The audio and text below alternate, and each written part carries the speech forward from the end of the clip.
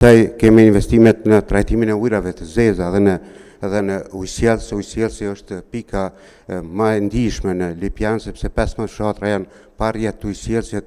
Ne kemi të gjitha fushat që janë kompetencë komunale në bazë ligjit mbi veçëverisin komunale, po fillimisht nuk e kemi planin fillimor komunal, i cili është pika kyçe për t'u aprovuar në kuvendin komunal për të vazhduar pastaj me pjesën tjetër të programit.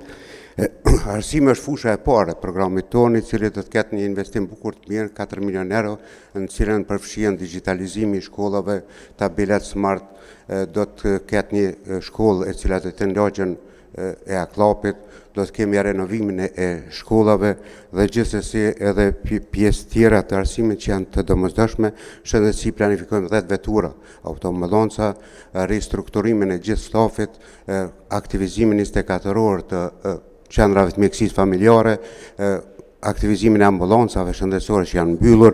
Pastaj kemi investimet në trajtimin e ujrave të zeza edhe në ujësielës. Ujësielësi është pika më e ndihshme në Lipjan, sepse 15 fshatra janë pa rrjet të ujësielësit.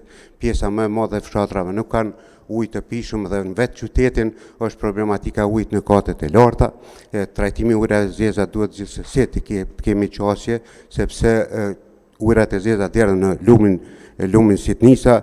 Në infrastrukturë rrugore kemi 8 milion, në investime në bujqësi dhe pylltari 2.172.000, nga cilat 2 milion do të jenë subvencionime në bujqësi, investime në kulturë, rini dhe sport, që do të jenë 2 milion e gjysmë, investimet në turizëm dhe mbrojtjet e mjedise që janë rreth 2 milion, dhe totali i gjitha investimeve me buxhet komunal është 32.482.000 euro.